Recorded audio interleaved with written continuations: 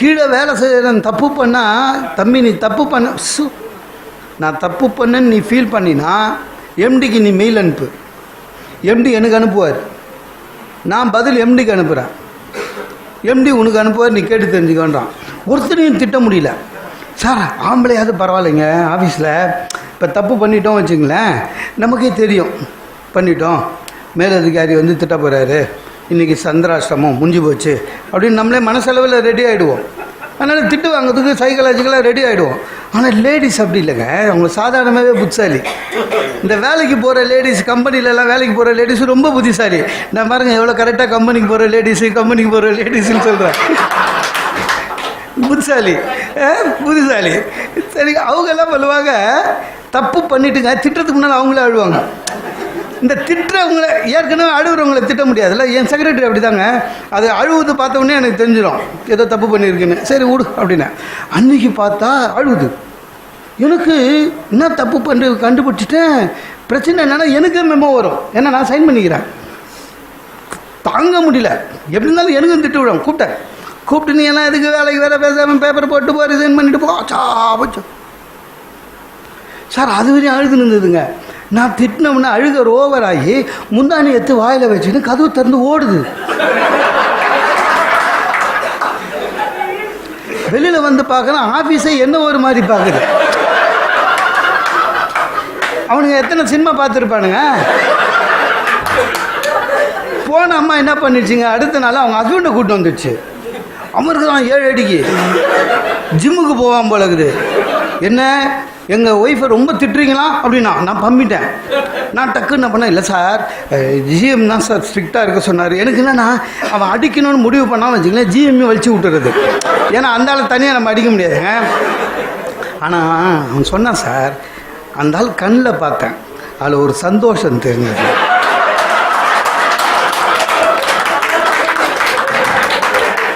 என்னால் தான் வீட்டில் திட்ட முடியல, எல்லாம் மாறி போச்சு சார். ஒரு காலத்தில் திருமணம் வந்து தமிழகத்திலேயே தமிழ் திருமணங்கள் எல்லாம் 5 நாள் நடக்குது சார். அப்புறம் 4 நாள் ஆச்சு, 3 நாள் ஆச்சு, 2 நாள் ஆச்சு. இப்போ வெறும் ரிசப்ஷனுக்கு தான் இன்விடேஷனே வைக்கிறானுங்க. கல்யாணம் பண்ணுறானுங்களா இல்லைன்னு தெரில, ரொம்ப கஷ்டம்.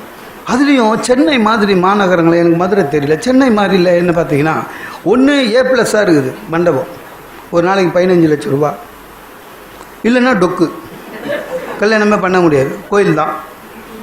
அதனால் நம்மலாம் மிடில் கிளாஸ் தானே. நம்ம சொந்தக்காரன் என்ன பண்ணிடுறான், செங்கல்பட்டு தாம்பரம் தாண்டி அங்கே தான் வைக்கிறான். அதுவும் கல்யாணம் நியாயமாக பார்த்தீங்கன்னா சார், நல்லா விடிஞ்ச கல்யாணம் தான் மகிழ்ச்சி. ஏன்னா மாப்பிள்ளை பொண்ணும் தூக்க கலக்கம் இல்லாமல், நிறைய பேர் பாருங்கள் விடிய கால கல்யாணத்தில் தூக்க கலக்கத்திலே கல்யாணம் பண்ணிக்கிறான். அப்புறம் அவன் முழிச்ச உடனே என்றைக்கு முழிக்கிறது, அவ்வளோதான், முடிஞ்சு போச்சு. விடிய கால கல்யாணம்லாம் அநியாயம் சார், 6-7 முகூர்த்தம்லாம். ஏன்னா கல்யாணம் பண்ணுறவனுக்கு தான் அந்த கஷ்டம் தெரியும், வெறும் டிஃபனோட அமைச்சிடலான்னு. 6-7 செங்கல்பேட்டில் கல்யாணங்க. நான் ராயப்பேட்டையில் சென்னையில் இருக்கேன். நான் காரில் போகிறதுக்கு 1 ஹவர் ஆகும். அப்போ 6 மணினா நான் 5 மணிக்கு கிளம்பணும். 5 மணினா நான் 4 மணிக்கு எழுந்துக்கணும். எழுந்துக்கிறேன், கரண்ட் இல்லை வீட்டில். இப்படி பார்த்தேன். அப்புறம் ஒய்ஃபுக்கிட்ட சொன்னேன், பாரு ஷேவ் பண்ணிக்க வான்னு கேட்டேன். அவள் காலங்காலில் பிரம்ம முகூர்த்தத்தில் சொல்கிறான், நீ வெளிச்சத்துலேயே வெட்டிப்ப,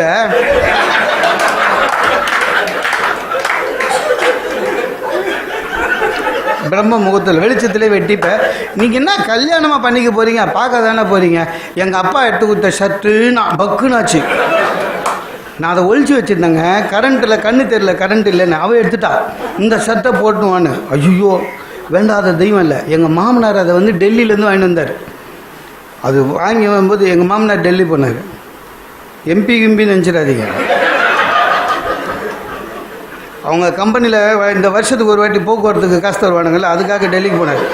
போயிட்டு வந்துட்டு சொல்லியே என்கிட்ட கொடுத்தாரு, மாப்பிள்ளை உங்களுக்காக கடைக்கடையாக தேடினார். அப்போவே நான் நினச்சேன், அந்த காலம்லாம் போயிடுச்சு சார். ஒரு வேன் ஹுசைனு ஒரு இந்த shirt, reputed shirt, branded shirt அங்கங்கே வச்சுருக்காங்க. போய் 39 40 குத்துற போகிறான். இவர் எதுக்கு தேடினாருன்னு. அதான் ஷோரூம் எங்கேயும் போல், அந்த பாலிகா பஜார் பிளாட்ஃபார்ம் இருக்குல்லங்க, அங்கே தேடி ஒரு சின்ன பையன் போகிற ட்ரெஸ்ஸை எடுத்துன்னு வந்துட்டார். உங்களுக்கு அளவுக்கு கரெக்டாக இருக்குன்னு கிண்டல் வேறு. இதில் நான் அதை ஒழிச்சு வச்சுட்டேன், என் ஒய்ஃபு கண்டுபிடிச்சிட்டா. கண்டுபிடிச்சி அதை எடுத்து போட்டா. ஐயோ போடவே முடியலங்க, இருட்டு வேற, இழுக்க என் உடம்பு எத்தனுண்டு, இதுக்கே இழுக்கிறேன்.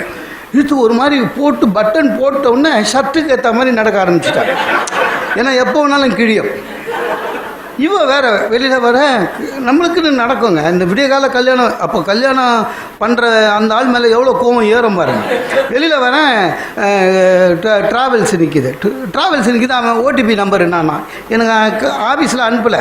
அவன் இன்னமும் இமிக்ரேஷன் ஆஃபீஸர் மாதிரி ஓடிபி நம்பர் இல்லைன்னா ஒத்துக்க மாட்டாங்க. உடனே என் ஒய்ஃபு ஒரு வண்டி அரேஞ்ச் பண்ண தெரியுதானு எல்லா சண்டைக்கும் ஏறி உட்காந்து 1 hour விடிய காலம் 6 மணிக்கு செங்கல்பட்டு கல்யாணம் பண்ணுறது போய் இறங்கின உடனே அது எப்படிங்க ஒரு நாளைக்கு 8:30 நம்ம வந்து ரொட்டீனாக டிஃபன் சாப்பிட்ற டைம் 8:30 அப்படி தானே. கல்யாணத்துக்கு போகணுன்றதுக்காக 6 மணிக்கே டிஃபன் சாப்பிட முடியுமா? கண்டிஷன் போடுறானுங்க. டிஃபன் சாப்பிட்டு வந்திருக்கோம் போங்க அப்படின்னு. என் ஒய்ஃபை பார்த்தா ஏன் நான் சொன்னால் தான் சாப்பிடுவா வா அப்படின்னா. நேராக போனால் சார் உட்காரவே முடியலைங்க, அவ்வளோ வீட்டுக்கு. ஸ்வீட்டு இந்த ஓரம் வச்சான், எல்லாம் வச்சான். ஸ்வீட்டு எப்படி எடுக்கிறதுன்னு தெரியல. ஏன்னா டக்குன்னு இப்படி எல்லாம் பண்ண முடியாது, கிழிஞ்சிடும். இப்படின்னா பக்கத்து இலக்காரன் அவன் ஸ்வீட்டை எடுக்க போகிறேன்னு நினச்சின்னு சார் உங்களுக்கு தனியாக வச்சுருக்குறாங்கண்ணா. திருப்பி கையை இழுத்துட்டேன்.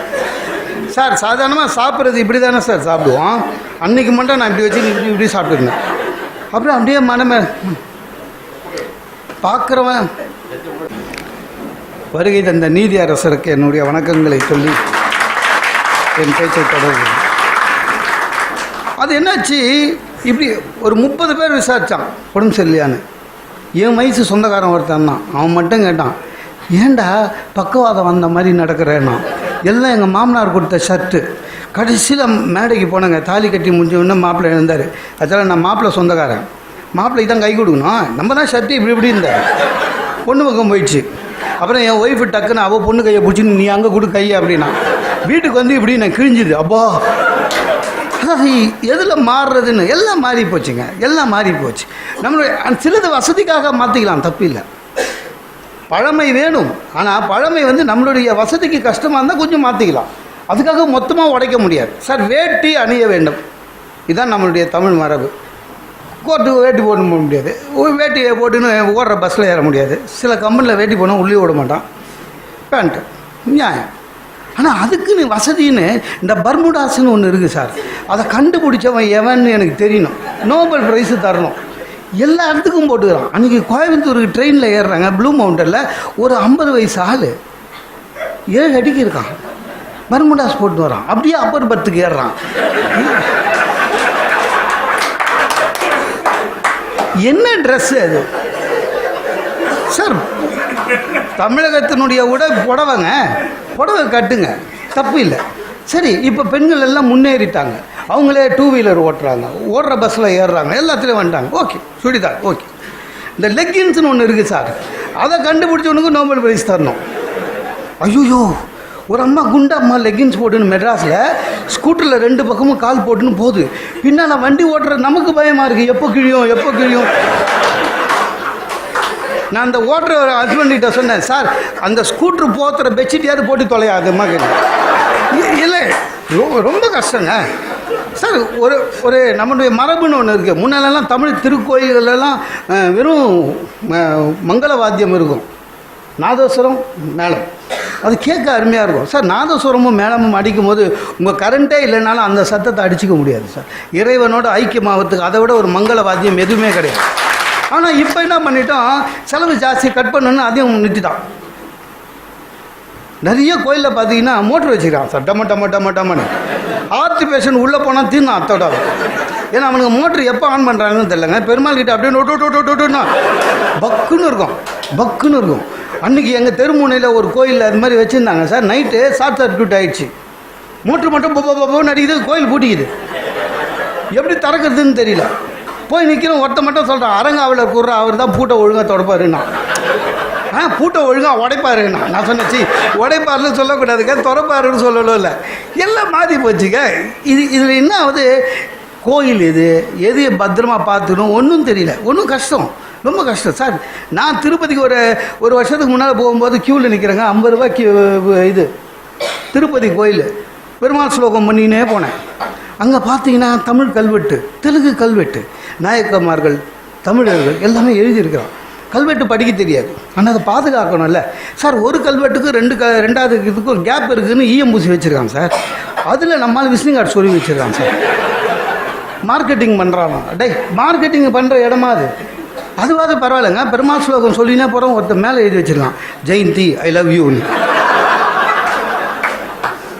அதை நீ ஒன்று ஜெயந்திக்கிட்ட சொல்லு, இல்லை உள்ளே போய் பெருமாள் கிட்ட சொல்லு, அவராது ஏதாவது ஏற்பாடு பண்ணார் சார். அவன் எழுதிட்டு போயிட்டான் சார். அது வரையும் பெருமாள் ஸ்லோகம் சொல்லின்னு போனேன் நான். டக்கு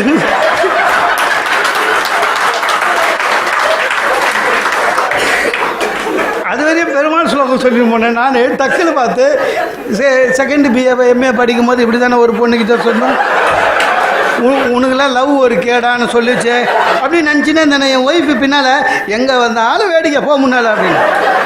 எல்லாமே மாறி போச்சு சார். மாறி போனது உண்மை, ஆனால் மாறியதற்கு ஏற்ப நாமும் மாறிவிட வேண்டும். அப்படிதான் பொண்ணு பார்க்கறதுல எப்படிங்க இருந்தது? எந்த பொண்ணாக இருந்தாலும் சரி, மாப்பிள்ளை வீட்டிலேருந்து 40 பேர் போவான், ஆளாளுக்கு ஒரு கேள்வி கேட்பான். படிச்சிருக்கியா, சமைப்பியா, டான்ஸ் ஆடுவியா, பாட்டு பாடுவியா, வேலைக்கு போறியா, சம்பாதிக்கிறியா, அடக்கமாக இருக்கிறியான்னு கேட்குறான். எப்படிங்க படித்து சம்பாதிக்கிற லேடிக்கிட்ட அடக்கமும் எதிர்பார்த்தா எப்படி? அந்த காம்போவில் அது வரவே வராதுங்க.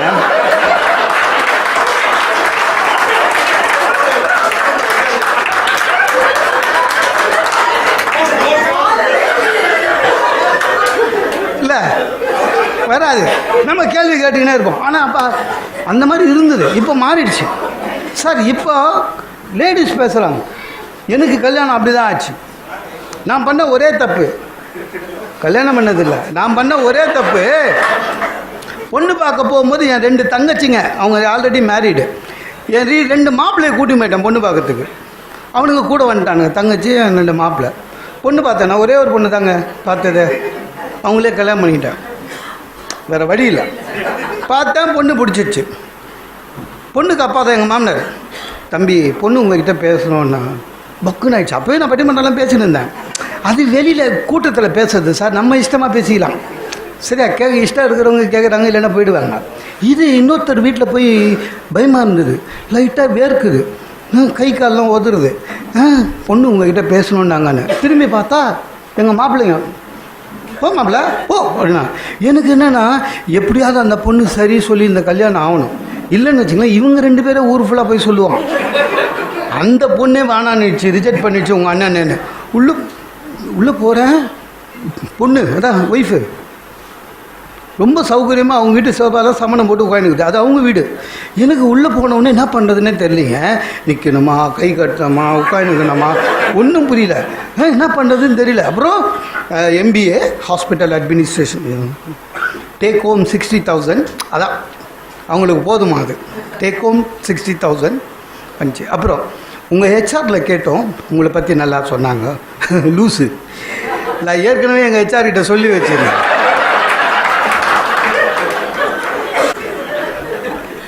இல்லை இந்த மாதிரி பொண்ணு பார்க்க போகிறாங்கடா, இந்த பொண்ணுக்கு அப்பா அண்ணன் புத்தாலிங்க வேணாது ஃபோன் பண்ணுவான், பண்ணால் என்னை பற்றி நல்லா சொல்லு, சனிக்கிழமை பார்ட்டி எந்த செலவு சொல்லு, ஏற்கனவே சொல்லி வச்சுருக்கேன். கரெக்டாக அதை கேட்டுட்டு திடீர்னு கேட்டுதுங்க, உங்களுக்கு வேறு ஏதாவது பேட் ஹாபிட் இருக்காது, எத்தனை சொல்கிறது, அதனால் ஒன்றும் இல்லை அப்படி.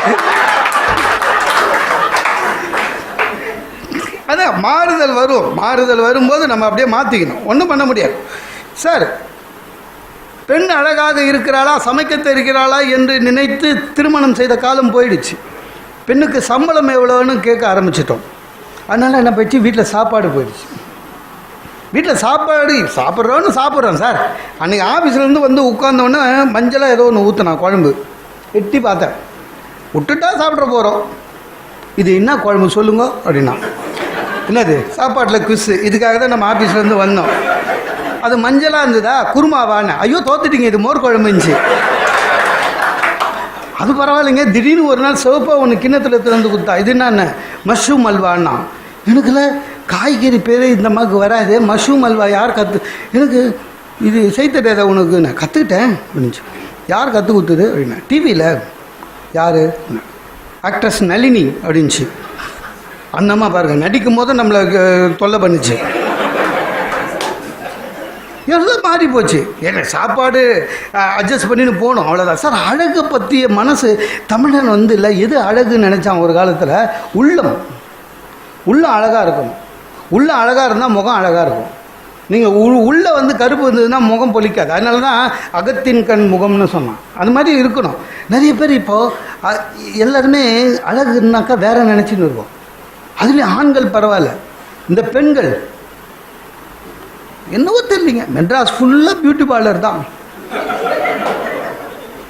ஒரு மெனு கார்டே கொடுக்குறாங்க சார். பெடிக்கூர், மெடிக்கூர், ப்ளக்கிங், ட்ரிம்மிங் எல்லாம் 200 ரூபா. எப்படி தெரியும்னு சொல்லாதீங்க, வாசலில் உட்காந்து உள்ளே போயிட்டு வெளில வந்தால் எது நம்ம ஒய்ஃப்னே தெரியல, எல்லாம் ஒரே மாதிரி.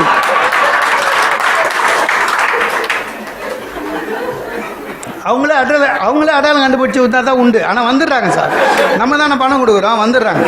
இல்லை உண்மையிலே தான் சார்.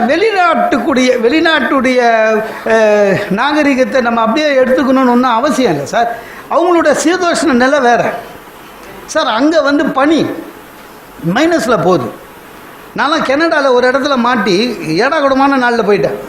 அங்கே என்னோடய ஃப்ரெண்டு சொன்னார், சார் கையை ரொம்ப நேரம் வெளில நிற்காதீங்க, ரத்தம் ஓட்ட நின்றுடுவார். எப்படிங்க அப்படின்னா, உண்மையிலே தான் 25 நிமிஷம் நீ வெளில வை. இப்போது வெளில வச்சுட்டு விரல தட்டினா கீழே விழுந்துடும், அந்த அளவுக்கு குளிர் வெளில இருக்குது. அதனால் டோன்ட் கோ அவுட் சைட்னா.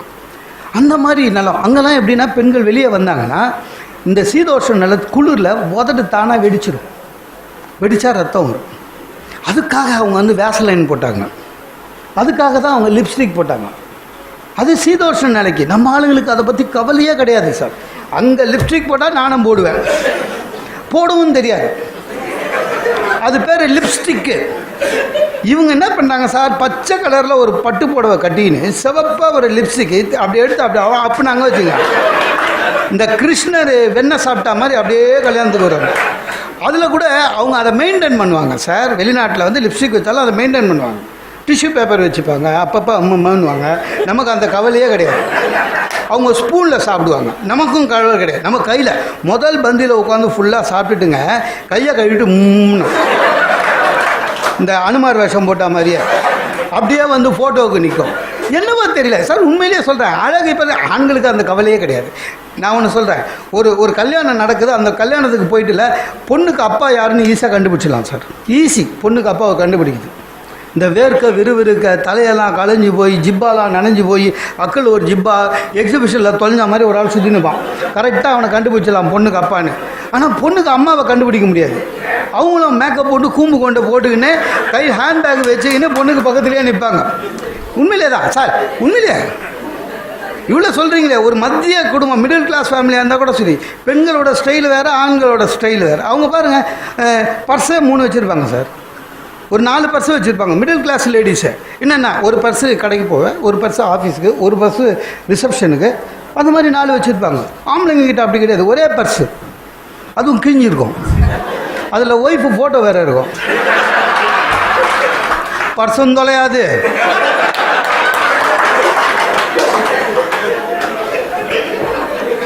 செருப்பு பாருங்கள், 4 செருப்பு வச்சுருப்பாங்க அவங்க வீட்டில், வெளியில், ஆஃபீஸில், ரிசப்ஷன். நம்ம ராஷ்டிரபதி பவன் போகிறதா இருந்தாலும் சரி, லாண்ட்ரி கடைக்கு போகிறதா இருந்தாலும் சரி, ஒரே செருப்பு. நான் ஒன்று சொல்கிறேன், பெண்கள் வந்து 33% வேணும், ஆச்சா போச்சா கொடுத்தா வாங்கிக்க போகிறாங்க, பாவம் கொடுக்கட்டும். பிரச்சனை என்னென்னா, நான் ஒரே ஒரு கேள்வி கேட்குறேன், வீட்டில் இருக்கிற பீரோவில் நமக்கு எவ்வளோ பர்சன்ட்டு? ஒன்றும் இல்லை சார். மேல் தட்டு ஃபுல்லாக பட்டு புடவை, 2வது தட்டு ஃபுல்லாக வெளியில் போயிட்டு வர புடவை, 3வது தட்டு ஃபுல்லாக பசங்க ட்ரெஸ்ஸு, 4வது தட்டில் அந்த கீழே அதில் நம்ம வச்சுருக்கிற 2 பேண்ட்டு ஷர்ட்டு. என் பையன் ஓடி வந்து என் ஷர்ட்டு மேலே கால் வச்சு தான் அவன் ஷர்ட்டை எடுப்பான். என் ஷர்ட்டெல்லாம் பார்த்திங்கன்னா கோகுலாஷ்டமிக்கு போட்ட ஷர்ட்டு மாதிரியே இருக்கும். மாறணும் சார், பிரச்சனை வரும், கண்டிப்பாக வரும். எதெல்லாம் பிரச்சனை வரும்னு நமக்கே சொல்ல முடியாதுங்க, பிரச்சனை வரும். ஒன்றும் இல்லை, இந்த செல்ஃபி எடுக்கிறாங்க நம்ம கூட, மகிழ்ச்சி, நம்மளை ஒரு ஆளாக மதித்து செல்ஃபி எடுக்கிறாங்க. பிரச்சனை எங்கன்னா, எப்போ எடுக்கிறாங்கன்னு சொல்ல முடியாது. எப்போ வேணாலும் எடுப்பாங்க, அவங்க இஷ்டம். நம்ம ரெடியாக இல்லையான்னு கூட கேட்க மாட்டாங்க. அன்றைக்கி ஒரு இதில் சாப்பிட்டுன்னே இருக்கேன். ஒருத்தர் பின்னால் நின்று, சார் உங்களை நான் டிஸ்டர்ப் பண்ணல, நீங்கள் சாப்பிடுங்க, வயிறு ஃபுல்லாக எனக்கு சாப்பாட்டுக்கு நான் எடுத்துக்கிறேன் சார். பின்னால் வந்து நிற்கிறான், நான் உட்காந்து சாப்பிட்டுக்கிறேன். இதெல்லாம் பரவாயில்லைங்க. இப்போ பயமாக இருக்குது எந்த மாதிரி போஸ்ட் கொடுக்கணும்னு. சார் பொள்ளாச்சியில் மீட்டிங் முடிச்சுட்டு கோயம்புத்தூரில் வந்து ஏறுறேன். சரி பொள்ளாச்சியில் ஈவினிங் மீட்டிங் முடிஞ்சு லேட் ஆகும்னு தெரிஞ்சு தான் 11:30 மணிக்கு ட்ரிவாண்ட்ரம் எக்ஸ்பிரஸ் போட்டேன். 2 ஹவர் டிலே. 1:30 மணிக்கு தான் வந்தது வண்டி. வரும் நினச்சி தனியாக அந்த பிளாட்ஃபார்மில் எல்லோரும் மீதி பேர் அவங்க ட்ரெயினில் போயிட்டான். நான் மட்டும்தான் பாவமாக பிளாட்ஃபார்மில் உட்காந்துருந்தேன். 1:30 மணிக்கு ஒரு கான்ஸ்டேபிள், ஹெட் கான்ஸ்டேபிள் டியூட்டி வந்தார். சார் ட்ரெயினுக்கு பிளாட்ஃபார்மில் உட்காந்துக்கிறீங்க அப்படின்னாரு. ட்ரெயினுக்கு பிளாட்ஃபார்மில் தானே உட்காருவாங்க. கம்முனுங்க. சார் உங்களை பற்றி யூடியூப்பில் பார்த்துருக்கேன் சார். சார் சார் ஒரு செல்ஃபி சார் அப்படின்னாரு. அவர் ஃப்ரெஷ்ஷாக இருக்காருங்க. ஏன்னா அப்போ தான் டியூட்டிக்கு வந்தார். இனிமேல் தான் போய் தூங்குவார். நான் வந்து ஏற்கனவே மேடையில் இருந்து அந்த நச்சு பொள்ளாச்சியிலேருந்து காரில் வந்து 2 ஹவர் ஸ்டேஷனில் வெயிட்டிங், ரொம்ப சோகமாயிடுச்சு உடம்பு. முகம்லாம் ரொம்ப டல்லாக இருந்தது. எனக்கே தெரியுது. செல்ஃபி எடுத்தால் டல்லாக தெரிவேன்னு நினச்சேன். ஆனால் முடியாதுன்னு சொல்ல முடியாதுல்ல, அன்பாக கேட்குறாரு. அதனால் நான் என்ன பண்ணேன், சரி மூஞ்சி தான் டல்லாக இருக்குது, போசாது கம்பீரமாக கொடுப்போம் இல்லை அப்படின்ட்டு அவர் ஹெட் கான்ஸ்டேபிள் அவர் நின்று இப்படின்னாரு. நான் வந்து சுவாமி விவேகானந்தர் மனசில் நினச்சிக்கிட்டேன். எப்படி எப்படி அப்படி அப்படின்னு நின்னேன். அந்த ஏட்டு சொன்னார், சார் என்ன சார் கை கட்டின அக்யூஸ்டு மாதிரி நிற்கிறார்.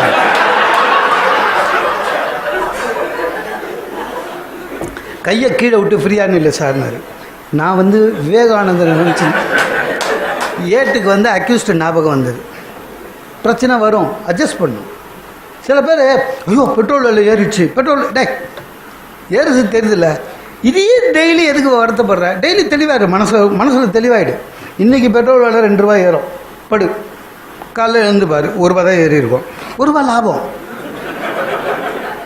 வாழ்க்கை அப்படி தான் எடுத்துக்கணுங்க. வாழ்க்கையை ஈஸியாக எடுக்கணும். சில பேர் இருக்காங்க சார்.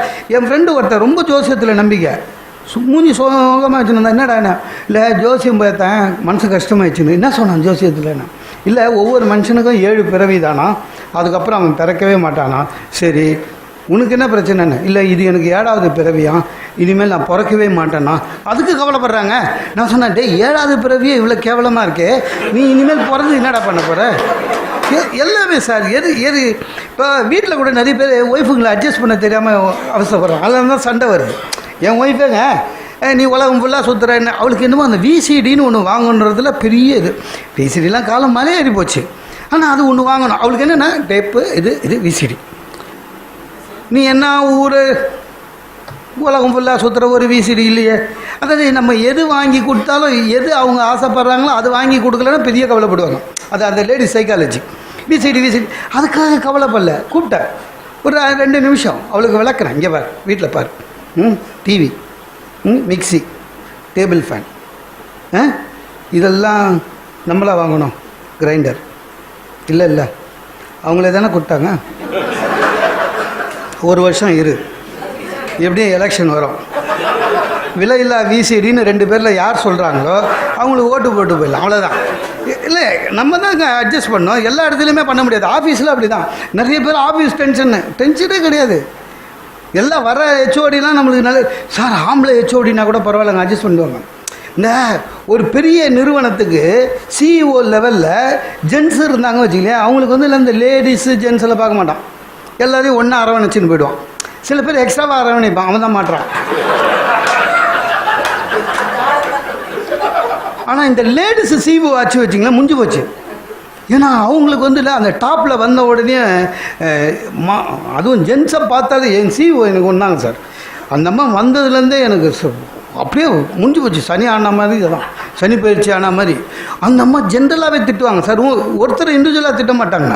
இப்போ நான் தப்பு பண்ணால் கூட அந்த ஆம்பளைங்கன்னு ஏன் தான் ஆஃபீஸில் இருக்கீங்களோன்னு ஒட்டு மொத்தமாக ஆம்பளைங்க சரியில்லை, நீங்களாம் எதுக்கு வேஸ்ட்டு, ஜென்ஸுன்னு இருக்கீங்களே சார், ஒரு பைசாவுக்கு பிரயோஜனம் இல்லை, ஆச்சா போ எப்போ பாரு ஆம்பளைங்கன்னு ரொம்ப மனசு கஷ்டம் சார். ஒரு நாள் திட்டினா பரவாயில்லைங்க, எவ்ரிடே ஒரு நாள் பிரச்சனைனா பரவாயில்ல, ரிசைன் பண்ணிடலாமான்ற அளவு ஆயிடுச்சு.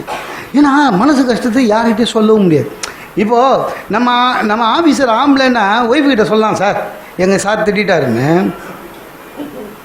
மேடம் திட்டாங்கன்னு ஒய்ஃப்கிட்ட சொல்கிறதுக்கே கூச்சமாக இருக்குங்க. ஏன்னா சொல்லிட்டோம் வச்சுங்களேன், நாளைக்கு சண்டையில் அவளே 4 வார்த்தை எக்ஸ்ட்ரா பேசிட்டா, தாலி கட்டின புருஷனை இப்படி பேசுறியேன்னு கேட்டால், ஊரில் எவ்வளோ உன்னை திட்டுறா வாயின் வரிய, தாலி கட்டின ஒய்ஃபு நான் திட்டக்கூடாதான்னு கேள்வி கேட்பா. அதனால் பார்த்தேன் நல்ல காலம். ஒரு ஒரு இது கெட்டு கதரில் அவங்க ஹஸ்பண்ட் வந்தார். அவர்கிட்ட தெளிவாக போய், சார் தப்பாக நினச்சிக்காதீங்க சார், மேடம் எப்போ பாரு எங்களை திட்டுறாங்க, நான் நினைக்கிறேன் வீட்டில் நீங்கள் சரியாக அவங்கள பார்த்துக்கிறது இல்லை போல இருக்குது, அந்த அம்மா உங்கள் கோவத்தை எங்ககிட்ட காமிக்கிறாங்கன்னு. அவர் சொன்னார், அடப்பாவி நானே உங்ககிட்ட கேட்கணுன்னு இருந்தேன்டா, நீங்கள் இங்கே பண்ணுற எரிச்சல் தான் அவள் எம்எல்ஏ அதாவது அந்த அம்மாவுக்கு எல்லா ஆம்பளையும் பிடிக்கல. பிரச்சனை தான், ஒன்றும் இல்லைங்க, ஈஸி சால்வ் பண்ணுறது ஈஸி. அன்றைக்கி லேட்டாக போனேன், இப்போல்லாம் நானும் அந்த அம்மா ஃப்ரெண்டு. லேட்டாக போனேன், உடனே சொன்னாங்க மேடம் உள்ளே வந்த உடனே உள்ளே போனேன், யூ ஆர் ஆல்வேஸ் லேட் டக்குன்னு வச்சேன். மேம் இன்றைக்கி நீங்கள் வேர் பண்ணியிருக்க சாரி உங்களுக்கு நல்லா சூட் ஆகுது மேம்னு. ரியலி எங்கள் ஹஸ்பண்டும் காலையில் அதான் சொன்னாருன்னு. அவங்க ஹஸ்பண்ட் வீட்லேயே கிண்டல் பண்ணி அமைச்சிருக்கிறான். சார் எல்லாமே ஒன்று தான் சார், எல்லாமே இப்போ இவ்வளோ பிரச்சனை வாழ்க்கையில் வருதுன்னா எப்படி, எல்லாமே ஒன்று தான் சார். ஒவ்வொன்றுத்துக்கும் நமக்குன்னு ஒரு ராசி ஒன்று இருக்குங்க. அன்றைக்கி அப்படி தான் எப்போவுமே நம்ம இந்த சனி ஞாயிறில் எந்தாவது ஒரு ஊருக்கு பேச போகிறோம். நானும் மேக்ஸிமம் ஆர்கனைசர்கிட்ட செகண்ட் ஏசி போடுங்க, லோயர் பர்த்தாக போடுங்க எல்லாம் பேசுவோம். மேக்ஸிமம் அப்படி தான் போட்டு கொடுப்பாங்க. ஆனால் என்ன ராசி, நமக்கு இந்த தனியாக ட்ரெயினில் போகிறத விட ரொம்ப சோகம் எதுவும் இல்லை. ஏன்னா நம்மளை ஒரு கிறுக்குன்னு நினச்சிக்கிறான் சார். செகண்ட் ஏசியில் போனால் போய் ஏறி அந்த துவைக்காத பெட்ஷீட் ஒன்று கொடுப்பானுங்க, அதெல்லாம் போட்டுட்டு படுக்கலான்னு போது எஸ்கியூஸ் மீ அப்படின்னு ஒரு குரல் கேட்கும். போடுற வரையும் கம்முன்னு இருப்பான். எஸ்கியூஸ் மீ, நான் ஃபேமிலியோடு வந்திருக்கேன். நான் மட்டும் நான் சன்னியாசமாக வந்துக்கிறேன், நீ ஃபேமிலியை கூட்டின்னு வந்துக்கிறேன், நான் வீட்டில் விட்டு வந்துக்கிறேன், ஃபேமிலியோடு வந்திருக்கேன், கொஞ்சம் அந்த போயிருக்கீங்களா. நான் இன்னொருத்த வருவான், எங்கள் மதர் இல்லா நீ பெயினில் வந்து அவன் பாருங்க மாமியார் டிக்கெட்டில் ஊருக்கு போகிறவன், மதர் இல்லா நீ பெயினில் இருக்காங்க அப்படின்னா மாற்றி இந்த தனியாக வந்ததுனால சார் மாற்றிங்க அந்த 52ன்னு இருக்குதுல்ல தெரியுமா, இந்த டாய்லெட்டுக்கு வெளில போகிற அந்த அப்பர் பர்த்து குத்துருவானுங்க, அதில் படுக்கிறதுக்கு நீங்கள் வெளியிலேயே படுத்தலாம். ஆமாங்க, எந்த ட்ரெயின்லேயும் அந்த கதவு சாதாரணமாக மூடாது, டொமால். அந்த வெளியில் இருக்கிற லைட்டு இருக்குது தெரியுமா, அது கண்ணில் அடிக்கும். சரி, அன்றைக்கின்னு பார்த்து நம்ம கம்பார்ட்மெண்ட்டில் எல்லா டயபெட்டிக் பேஷண்ட்டாக இருப்பான். போயிடும் வந்துடும் சார். அன்னைக்கு ஒரு நாள் நான் கோயம்புத்தூர் போகிறேன், அப்படி பார்த்தேன் A1 வெளியில் 25 காலேஜ் கேர்ள்ஸ், நானும் A1. அப்பா இன்றைக்காவது கொஞ்சம் திருப்தியாக தப்பாக நினைக்காதீங்க. இந்த காலத்தில் அந்த பிள்ளைங்க என்ன கலாட்டா பண்ணுறாங்கன்னு பார்த்தா பேச்சுக்கு உதவுமேனு அப்பான்னு சொல்லி வச்சது சார். மணி அடிச்சது, ட்ரெயின் நவருது, எல்லாம் A2வில் போயிடுச்சுங்க. A1ல் நான் ஏறினேன். உள்ளே பார்த்தா வழக்கம் போல் அதே சோக செல் தான். என் எதிர்க்க ஒரு அம்மா கை குழந்தையோடு ஏறிச்சு. ஏறி என்ன பண்ணிச்சுங்க, ஏறி ஒரு புடவையை உருவி என் பர்த்துக்கும் அந்த பர்த்துக்கும் ஒரு யானை கட்டி குழந்தைய போட்டுட்டு படுத்துடுச்சு. எங்கே ஸ்டேஷன் பிளாட்பாரத்தை விட்டு கூட தாண்டலை வண்டி சார். கொஞ்ச நேரம் சார், பெரம்பூர் கூட வரலைங்க, தூங்குது அந்தம்மா, குழந்தை அழுவுது. இந்த ஏசி நம்ம வீட்டில் குழந்தைங்க இருக்கு, ஆனால் இந்த ஏசி கம்பார்ட்மெண்ட்டில் குழந்தைங்க அழுகும்போதுங்க தூக்கம் வராது, இரிட்டேஷனாக இருக்கும். நான் அப்படியே எட்டி பார்க்குறேன், தூங்குது. இப்போ எனக்கு தூங்கணும், வேறு வழி இல்லை. சரி என்ன பண்ணேன், அந்த யானையை மெதுவாக ஆட்டி விட்டேன் சார். வில்லிவாக்கம் தாண்டிச்சு சார், குரல் கேட்குது, இடிக்காமல் ஆட்டுப்பான்னு. அது வீட்டில் அவங்க ஹஸ்பண்ட் ஆட்டுன்னு போயிரு போல பாவம். அந்த பழக்க தோஷத்தில் இடிக்காமல் ஆட்டுப்பானு. ஐயோ என்ன கஷ்டங்க, ரொம்ப கஷ்டம். திருப்பூர் வரையும் ஆட்டின்னு இருந்தேங்க அப்பப்போ. கரெக்டாக கோயம்புத்தூரில் இறங்கி அங்கிள் தான் உனக்கு ஆட்டி விட்டார், டாட்டா காமிச்சு போமா அப்படின்னு. பிரச்சனை வரும் சார், எல்லா இடத்துலையுமே அந்த மாதிரி எல்லாமே பிரச்சனை வரும், ஒன்றும் பண்ண முடியாது. பிரச்சனை வந்ததுன்னா அதை அட்ஜஸ்ட் பண்ண கற்றுக்கணும். வீடுகளில் இல்லாத ஒரு பிரச்சனையாங்க திரும்பினா ஒவ்வொருத்தர். நான்லாம் கல்யாணம் பண்ணி தாலி கட்டிட்டு திரும்புகிறேன், எங்கள் மாமனார் அவரோட ஃப்ரெண்டுக்கிட்ட சொல்கிறாரு, அப்பா ஒரு பாரத்தை இறக்கிட்டேன்னு. அப்படின்னா 25 வருஷம் இருந்தாலும் ஒரு பாரம் வச்சுருக்காரு, எந்த இழிச்ச வாயம் வரானோ அவன் தலையில் கட்டிட்டு போகலான்னு. வேறு ஒன்றும் பண்ண முடியாதுங்க சார். கல்யாணம் ஆச்சுங்க, கல்யாணம் ஆன உடனே என் ஒய்ஃப் வந்து 4வது பொண்ணு, 3 பொண்ணு கல்யாணம் ஆகிடுச்சு. எனக்கு 3 கோபிரதர்ஸ் சகலையும். கல்யாணம் முடிஞ்சு அடுத்த நாள் நம்ம சீனியர்ஸ் தான் கோபிரதர்ஸ் கூப்பிட்டானுங்க, இதை ராக்கிங் இங்கிங் பண்ணுவானுங்களா நினச்சி போனேன். அப்புறம் அவனுக்கு சொன்னானுங்க, மாப்பிள்ள எல்லாம் ஒரே கம்பெனி ப்ராடக்ட் வாங்கி ஏமாந்தவன்.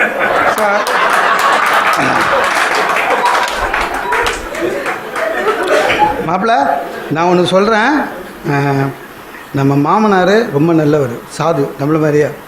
ஆனால் மாமியார்கிட்ட கொஞ்சம் உஷாராக இருக்கும். அந்தம்மா சூடு ரொம்ப. ஒரு வார்த்தை சொன்னால் அதில் பின்னால் ஒரு அர்த்தம் இருக்கும். ஜஸ்ட்டு ஏமாந்துடாத. அந்த அம்மா எவ்வளோ நம்மளை லூஸுன்னு நினச்சின்னுக்குதுன்னா, இப்போ யாராவது எந்த பொண்ணும் ஹஸ்பண்டோட போனாங்க வச்சிங்களேன், அவங்க எங்கள் மாமனார் வீட்டில் எப்படின்னா, இப்போ கிச்சனு ஒட்டினா மாதிரியே டைனிங் ஹால். ஸோ டைனிங் ஹாலில் நம்மளை உட்கார வச்சுட்டு கிச்சனில் சமைச்சதை எடுத்துன்னு வரும்போதே எந்த மாப்பிள்ளை போகிறானோ அவனை பார்த்து, எனக்கு வாய்ச்ச மாப்பிள்ளையில் நீங்கள் தான் மாப்பிள்ளை பெஸ்ட்டு அப்படின்னும் எல்லாருக்கும் அதே தான் சொல்லும். உனக்கும் அதே தான் சொல்ல. நான் சொன்னேன், எவ்வளோ வடக்காடு மன்றம் பட்டிமன்றம் பார்த்துக்கிறேன் உடனே அப்படின்னா. கரெக்டாக ஒரு வாரம் கழிச்சு என் ஒய்ஃபோட போகிறேங்க. போகும்போது அந்தம்மா அதே மாதிரி தான் பாத்திரம் எடுத்துன்னு சொல்ல போகுது. நான் முந்தினேன், அத்தை எனக்கு வாய்ச்ச மாமியாரில் நீங்கள் தான் பெஸ்ட்டு.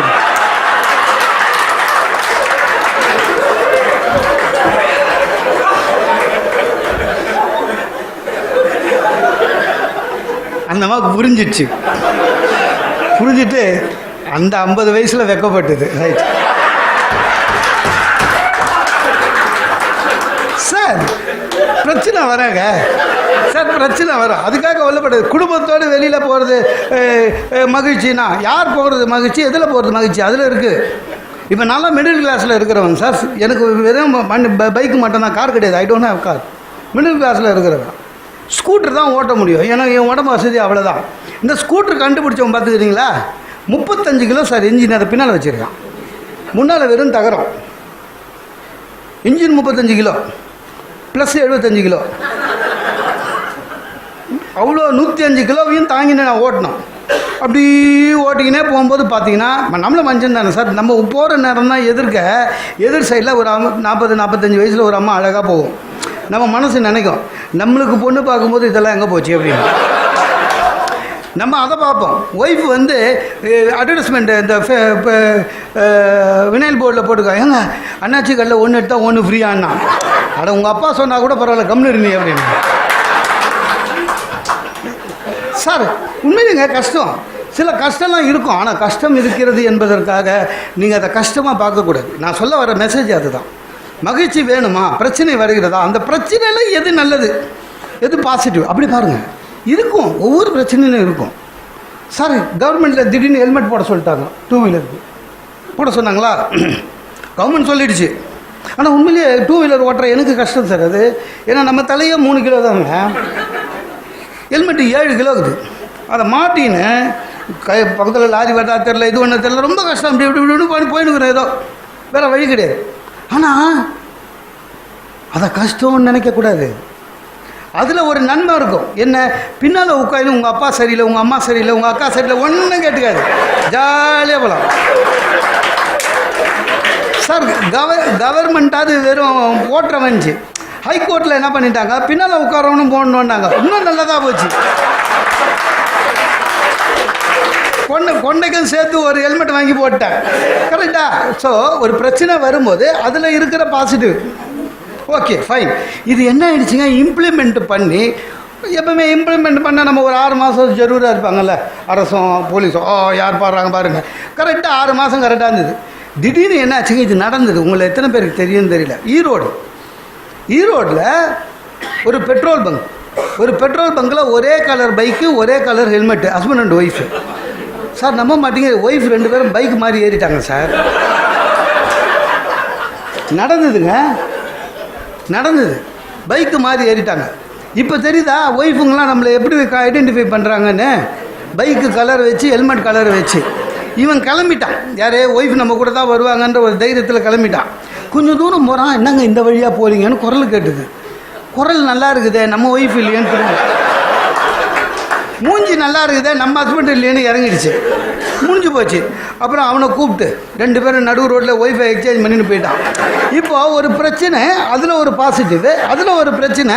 இப்போ என்னாச்சு, என் பைக்கு வந்து பார்த்தீங்கன்னா என் ஹெல்மெட்டு பின்னால் என் ஃபோட்டோவை A4 சைஸில் ஒட்டி வச்சுருக்கேன். முடிஞ்சு போச்சு சார். ரொம்ப கஷ்டம்தான் சார், வெளியில் போகிற வர்றது கஷ்டம்தான். எல்லாத்தையுமே கவலையாக பார்த்துட்டு இருக்க முடியாது. பஸ்ஸில் பிரயாணம் பண்ணுறவங்க பற்றிலாம் நீங்கள் நினச்சி பார்க்கணும். நான்லாம் பஸ்ஸில் ஈவினிங் குடும்பத்தோடு போகும்போதெல்லாம் ரொம்ப கஷ்டம். அதுலேயும் அந்த ஈவினிங்கில் நான் பிஸி சார். ஒரு ஒய்ஃபோட கல்யாணம் போகிறது பஸ்ஸு போகவே முடியலங்க. ஷேர் ஆட்டோலையும் போக முடியாது. அந்த ஷேர் ஆட்டோவை கண்டுபிடிச்சது யாருன்னு தெரியல சார், உண்மையிலே சொல்கிறேன். அதுக்குன்னு ஒன்று கிடையாது, ஒரு பாடி ஸ்ட்ரக்சர் கிடையாது. அவன் இஷ்டமாக இருக்கும். இந்த தென்னாலிராமன் குதிரை மாதிரி பஸ் ஸ்டாண்டு வந்தாலே சைடு வந்துடுவான். எதை பற்றியும் கவலை இல்லை. உள்ளே பார்த்தீங்கன்னா சார் நவராத்திரி கொலு மாதிரி படிக்கட்டு வச்சுக்கிறான். அதுக்கு லுங்கி போட்ட கண்டக்டர் வேறு. யார் மடியில் யார் உட்காந்து போகிறாங்கன்னே தெரியல. 3 நாள் நம்மளை அந்த வண்டியில் பார்த்தோன்னா ஒருத்தனும் பொண்ணு கொடுக்க மாட்டான். அது அந்த மாதிரி. பஸ்ஸில் ஏறினா இது இன்னும் மோசம் சார். க்ரௌடு தள்ளி தள்ளி தள்ளி தள்ளி அது என்னவோ தெரியல. எந்த பஸ்ஸில் ஏறினாலும் லேடிஸுக்கு எப்படியாவது சீட்டு கட்டிடுதுங்க, நம்மளுக்கு தான் கிடைக்க மாட்டேங்குது. நம்மளை தள்ளி தள்ளி டிரைவர் பக்கத்தில் நிற்க வச்சுருவோம். பார்த்துக்கிறீங்களா? அங்கே அந்த இன்ஜின் சூடு அப்படியே பின்னால் பார்க்குறேன். என்ன நான் கம்மி இல்லை, அதனால் எனக்கு பின்னால் நிற்கிறவர் மட்டும்தான் தெரியுது. அவருக்கு பின்னால் யார் நிற்கிறாங்கன்னே தெரியல. எனக்கு என்ன பையனா இவள் கரெக்டாக ஸ்டாப்பிங் பார்த்து இறங்குவாளான்னு பயந்து பயந்து பயந்து இறங்குறேன். காணும். பின் வழியாக பார்க்குறேன், காணும். பஸ்ஸு கிளம்பிச்சுன்னா எப்படி போய் பிடிக்கிறது? சரி வெக்கத்தை விட்டு பரிமளம் பரிமளம்னு கற்றுனேன். திடீர்னு என்னங்கன்னு குரல் கேட்டுது. பார்த்தா உள்ள வேற பரிமளம்.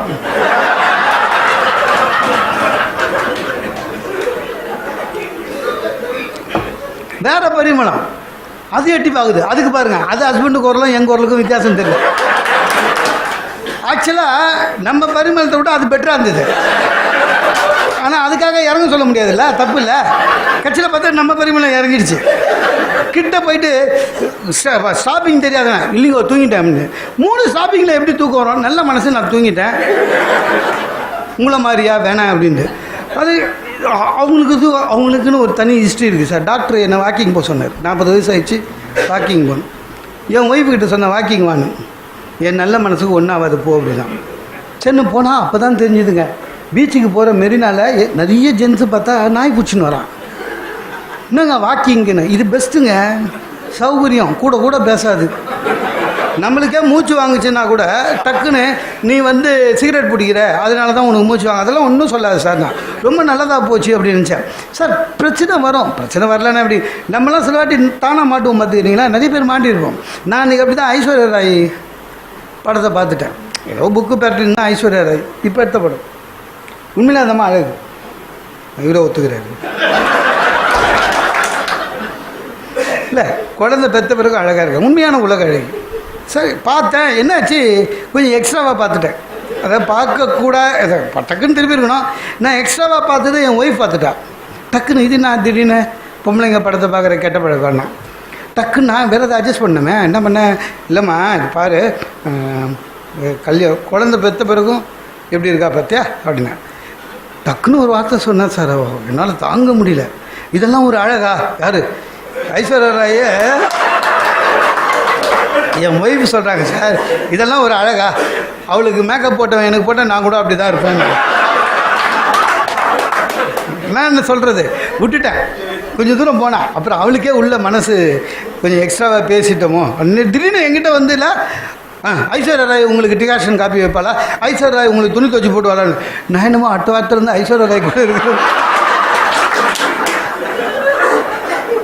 சார். எதுவாக இருந்தாலும் சார் பிரச்சனை வரும். அதுவும் வேலை செய்கிற மனைவிகள்னால் நம்ம சம்பளம் வாங்குகிறோம், அதனால் நிறைய பிரச்சனை வரும். அட்ஜஸ்ட் பண்ணி தான் போகணும். அதில் இதில் என்ன பிரச்சனைனாங்க, முதல் நாள் சீரியல் பற்றி பேசுகிறோம், இதை பற்றி பேசுகிறோம். இந்த லேடிஸ் கிட்ட எல்லாமே லாஸ்ட் மினிட் தான் அனௌன்ஸ் பண்ணுவாங்க. ஏங்க நாளைக்கு எங்கள் பஸ்ஸு வராது, என்னை வந்து ஆஃபீஸில் ட்ராப் பண்ணணுன்னு முன்னாலே சொல்லிட்டா நம்ம மைண்ட் செட்டப் பண்ணிவிடும். இல்லை சொல்ல மாட்டாங்க. இந்த காலையில் ஷூ நாட் போடும்போது தான் ஏங்க என்னை ஆஃபீஸில் இறக்கி இன்னும் எரிச்சலாக இருக்கும். ஏன்னா என் ஆஃபீஸு இங்கேருந்து அந்த பக்கம் 5 கிலோமீட்ரு, அவள் ஆஃபீஸ் அந்த பக்கம் 5 கிலோமீட்ரு. நான் 5 கிலோமீட்டர் போய்ட்டு 10 கிலோமீட்டர் ஓட்டணும், டைம் இல்லை. ஆனால் திட்ட முடியாது. ஏன் மாதமான சம்பளம் நம்மக்கிட்ட கொடுக்குறாங்க. சரி வா அப்படின்னா. அவங்க ஆஃபீஸுக்கு என்ன சார், மெயின் ரோட்லேருந்து உள்ள எம்என்சி கம்பெனி, மெயின் ரோட்லேருந்து உள்ளேயே டைம் ஆஃபீஸுக்கு 2 கிலோமீட்ரு ஓட்டி போய் டைம் ஆஃபீஸுக்கிட்ட விட்றேன். எரிச்சல் ஏற்கனவே. அங்கே டக்குன்னு ஏங்க எங்கள் டீம் லீடர் வர்றாரு, குட் மார்னிங் சொல்லுங்கள். அவன் 35 வயசு பையன் சார். இன்னும் என்ன கிரிக்கெட் கோலி மாதிரி, இந்தியா கேப்டன் மாதிரி டீம் லீடரா. ஒன்றும் இல்லை, இன்னும் கொஞ்சம் நல்ல வேலை போயிடும். நான் எங்கே குட் மார்னிங் சொன்னேன்? நான் என் ஆஃபீஸில் மேனேஜர் டிஜிஎம்ங்க, வேறு வழி இல்லை. ஒய்ஃப் சொல்கிறாங்க குட் மார்னிங் சார்ண்ணா. யார்? 35 வயசு. அவன் ஸ்கூல் பையனை கேட்குற மாதிரி, என்ன மிஸ்டர் மோகன் சுந்தரமா ஆஃபீஸ் போலியா அப்படின்றான். டே என் நேரம்டா அப்படின்னு. முதல் நாள் கடுப்பாக இருந்தது. கடுப்பாக இருக்கக்கூடாது, நம்மளை மாற்றிக்கணும். அப்புறம் என்ன பண்ணிட்டேன், இப்போலாம் அவள் ஆஃபீஸ் எப்போ போனாலும் சரி, வாசல்லேருந்து எவனா பார்த்தாலும் சரி, morning sir morning sir morning sir morning சார்னு. அதில் என்ன கேட்டு போகுது, நம்ப மாட்டேங்க சார். அதனோட எஃபெக்ட் என்னென்னா, ஏன் அன்றைக்கி பார்க்குறேன் வாசல் அவங்க ஆஃபீஸ் கூர்க்கா பக்கத்தில் இருக்கிற ஆள்கிட்ட சொல்கிறாரு, சாரு ரொம்ப தங்கண்டா, நம்ம மேடம் தான் ஹெட்வெயிட்டுடா அப்படின்னு. சார் அடுத்தவங்க ஆஃபீஸில் போய் நல்ல பேர் வாங்குறது எவ்வளோ பெரிய விஷயம் சார். இதில் நடக்கும். திடீர்னு பாருங்கள், போன மார்ச் 8ஆம் தேதி எங்கள் ஒய்ஃப் ஆஃபீஸில் என்ன பண்ணிட்டு இருக்கிறானுங்க, பெஸ்ட்டு விமன் ஆஃப் த இயர்னு அவார்டு என் ஒய்ஃபு கொடுத்துட்டான். நம்மள ஒரு வார்த்தை கேட்கல.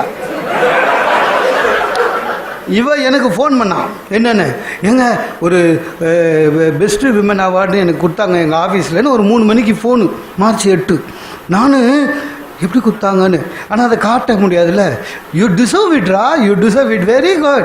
இதுவே இன்னும் லேட்டு தான் உனக்கு கொடுத்ததுன்னு வசனம்லாம் பேசி அனுப்பிச்சிட்டேன். அதுக்கப்புறம் அவங்க ஹெச்ஆருக்கு ஃபோன் பண்ணேன், இல்லை எப்படி தான் கொடுத்தாங்கன்னு தெரியணும்ல. அப்புறம் நான் சொன்னேன், சார் தேங்க்ஸ் சார், என் ஒய்ஃபுக்கு இப்போ தான் ஃபோன் பண்ணாங்க சார், பெஸ்ட்டு விமன் அவார்டு, ரொம்ப தேங்க்ஸ் சார்னு. அவன்ல அதெல்லாம் ஒன்றும் இல்லைங்க, ஆஃபீஸில் ஒரு 40 லேடிஸ் இருக்குது, ரொட்டேஷனில் ஒவ்வொருத்துக்கும் ஒவ்வொரு வருஷம் அல்ஃபபெட்டிக்கில் உங்கள் ஒய்ஃபு, ஏன்னா 2வது 2 வருஷத்துக்குள்ளே ரிட்டையர் ஆகிடுவாங்க சார்னா. அப்போ தான் திருப்தியாக இருந்தது. அதை விட இன்னொரு கேஸ் என்னென்னா, அவங்க வெறும் சர்டிஃபிகேட் கொடுத்துட்டு அனுப்பிச்சிருக்கலாம் சார். அவன் என்ன பண்ணிட்டான், சர்டிஃபிகேட்டு ப்ளஸ் ஒரு புத்தர் பொம்மையை கொடுத்து அனுப்பிச்சிட்டான், மெமெண்டோ. என் ஒய்ஃப் அதை எடுத்துன்னு வந்து எங்கள் அம்மா கிட்டே, நான் போகிறதுக்கு முன்னால் வீட்டுக்கு போய் எங்கள் அம்மா கிட்டே என்னை கம்பெனியில் வந்து பெஸ்ட்டு விமன்னு செலக்ட் பண்ணி இந்த சிலையை கொடுத்துக்கிறாங்கன்னுடுச்சு. எந்த மாமியாராவது ஒத்துப்பாங்களா சார் மருமகளை பெஸ்ட்டு விமன்னு? எங்கள் அம்மா சண்டைக்கு அப்படியே வழி பார்த்தாங்க, அவங்க கண்ணில் புத்தர் மாட்டிக்கினார். டக்குன்னு பண்ணாங்க, இது என்னது, இது புத்தர் தூக்கி போடு அப்படின்ட்டாங்க. ஏன் அண்ணா, புத்தர் வீட்டில் இருந்தால் வீடுக்கு ஒத்துக்காது. எங்கள் அம்மா அது எப்படி எனக்கு கொடுத்த அவார்டு, புத்தர் வீட்டில் இருந்தால் வீடு விளங்காது. எங்கள் அம்மா சார் 2 சண்டை, நடுவில் போய் நான் மாட்டினேன். எங்கள் அம்மா சொல்கிறாங்க, புத்தர் வீட்டில் இருந்தால் வீடு ஒழுங்காது. எங்கள் அம்மா வேலையும் தப்பு இல்லை சார், அவங்க படிக்கல, ஸ்கூல் பக்கமே போகாதவங்க. அவங்களுக்கு தெரிஞ்ச புத்தர் நடு ராத்திரி ஒய்ஃபையும் குழந்தையும் விட்டுட்டு ஓடினவர், அவ்வளோதான்.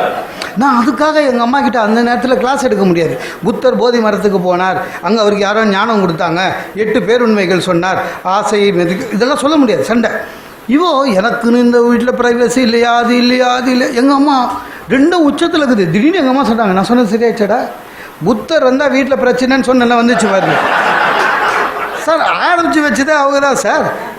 எல்லாமே சார் பெண்கள் நியாயமாக சொல்லுவாங்க, நாங்கள் எல்லாத்தையும் தியாகம் பண்ணிட்டோம்னு. நான்லாம் நிறைய தியாகம் பண்ணியிருக்கேன் கல்யாணத்துக்கு அப்புறம். காசிக்கு போனால் தானே எல்லாத்தையும் பிடிச்சது விட்டு வரணும். நான் கல்யாணம் பண்ணதுலேருந்து அப்பளம் சாப்பிட்றதில்ல. இல்லை உண்மையிலேயே எனக்கு அப்பளம் அவ்வளோ உயிர். சின்ன வயசுலேருந்து ரசம் சாதத்துக்கும் அப்பளம் தொட்டுப்பேன். என்ன ஒன்று, என்னோடய ஸ்டைல் என்னென்னா, அப்பளம் நிறைய பேர் நம்ம அப்படி தான் சாப்பிடுவோம். தட்டில் போட்டாங்கன்னா தட்டில் வச்சுக்க மாட்டேன் அப்பளத்தை, ஏன்னா அது ரசம் போட்டால் கச்சி போயிடும். அதை எடுத்து டேபிள் மேலே வச்சுருவேன், அப்படியே எடுத்து கடிப்பேன். இது என்னோடய இது. அப்படி தான் வீட்டில் சாப்பிட்டு பழக்கம். கல்யாணம் ஆச்சு. கல்யாணம் ஆகி முதல் முறை பொண்ணு வீட்டுக்கு விருந்துக்கு போகிறேன். எங்கள் மாமியார் அப்பளம் எடுத்துன்னு வந்து வச்சுது. நான் பழக்க தோஷத்தில் எடுத்து டேபிளில் வச்சேன். டக்குன்னு அந்த அம்மாவில், மன்னிச்சுங்க மாப்பிள்ள, உங்களுக்கு அப்பளம் பிடிக்காதுன்னு எனக்கு தெரியாது அப்படின்னு எடுத்து வச்சுட்டு கிச்சனுக்கு போயிடுச்சு. இந்த வடிவேலு வடை போச்சேன்னு வேறு, அந்த மாதிரி அப்பளம் போச்சேன்னு பார்த்துங்க. திரும்பி வரவே இல்லை அப்பளம். என் ஒய்ஃப் என்ன நினச்சிக்கிட்டா, எனக்கு உண்மையிலே அப்பளம் பிடிக்காதுன்னு. வீட்டுக்கு வந்து சமைக்கிறா, அப்பளம் இல்லை. எப்படி அப்பளத்துக்காக பேச்சுவார்த்தை நடத்தணுமான்னு திடீர்னு பார்க்குறேன், எங்கள் அக்கா மேலேருந்து வரா, வந்து சொல்கிறா, என்னடா அப்பளம் சாப்பிடல அப்படின்னு. என் ஒய்ஃப் எங்கள் அக்காக்கே சொல்கிறா, என்னென்னு, அவருக்கு அப்பளம் பிடிக்காத நீன்னு. எங்கள் அக்கா ரொம்ப மாறிட்டடா. எல்லாத்துக்கும் சேர்த்து சார் பிரச்சனை வரும். பிரச்சனை வந்தால் அதை ஒன்று அட்ஜஸ்ட் பண்ண கற்றுக்கணும், இல்லைன்னா அதை பாசிட்டிவாக ஏற்றுக்கணும். ஒன்றும் அட்ஜஸ்ட் பண்ண கற்றுக்கலாம், ஈஸி. ஒய்ஃபு கூட கோயிலுக்கு போகிறேன், அர்ச்சனை சீட்டை கொடுத்தேன். ஐயர் வந்தார், நட்சத்திரம் சொல்லுங்கோ அப்படின்னாரு. ஏன் நட்சத்திரம் தெரியும்னு சொல்லிட்டேன். அவர் அத்தோட போவார்னு பார்த்தா பாரியால் நட்சத்திரம் சொல்லுங்கன்னாரு. மறந்துட்டேன் சார். நம்மளுக்கு வெட்டிங் டேவே மறக்குது, நட்சத்திரம் சுத்தமாக மறந்துட்டேன். இவ்வளோ பார்க்குறேன்னு சொல்லுவான்னு சொல்ல மாட்டேறா. அவளுக்கு என்னென்னா என் வாயில் சொல்ல வைக்கணும்னு. இந்த உள்ளியும் போக மாட்டேறாரு. சொல்லுங்கோ பாரியால் நட்சத்திரம் சொல்லுங்கன்னு. அப்போ தான் நினச்சேன், இந்த கோயிலுக்கு வர ஜென்ஸ்லாம் ஏன் சாமி பேரில் அர்ச்சனை பண்ணேன்னு சொல்கிறாங்க.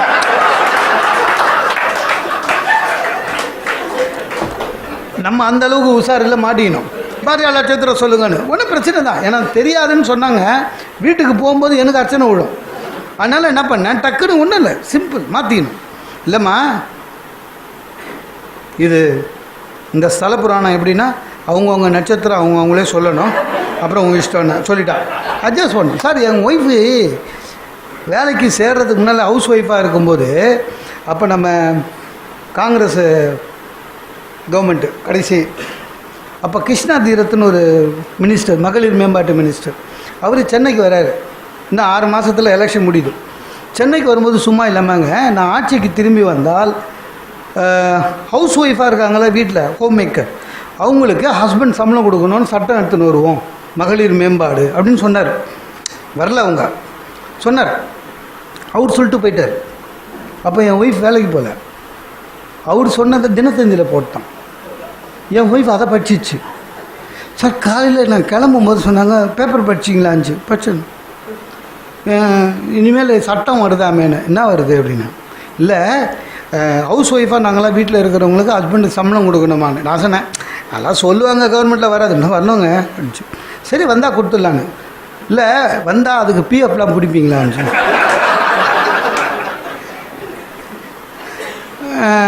பார்க்கலாம் அப்படின்னா. இல்லைங்க நான் படித்தேன், கொடுக்காத ஹஸ்பண்டை அரெஸ்ட் பண்ணுவாங்களான்னு. ஆக்சுவலாக அது நான் படித்தேன் சார், அந்த அரெஸ்ட்டுன்னே போடல அதில், இவளே சொல்கிறா. அப்புறம் சொன்னேன், ஒன்றும் இல்லை, அட்ஜஸ்ட்மெண்ட் தான், கவலைப்படாத, ஒரு சட்டம்னு வந்துச்சுன்னா நம்ம அதுக்கு கண்டிப்பாக கொடுக்கணும், வரட்டும், உனக்கு சம்பளம் கொடுக்குறேன். ஆனால் ஒன்று, சம்பளம்னு நீ வாங்கிட்டீன்னா ஸ்டாஃபு, சரியா, இதுவரையும் நீ சமைக்கிறதா தர்மத்துக்கு சாப்பிட்டுக்கிற, சம்பளம் கொடுக்க ஆரம்பிச்சிட்டேன்னா சாப்பாடு நல்லா இல்லைன்னா சஸ்பெண்ட் பண்ணுவேன், ஷோகாஸ் நோட்டீஸ் கொடுத்து டிஸ்மிஸ் பண்ணி புது அப்பாயின்மெண்ட் வச்சுருவேன், பரவாயில்ல.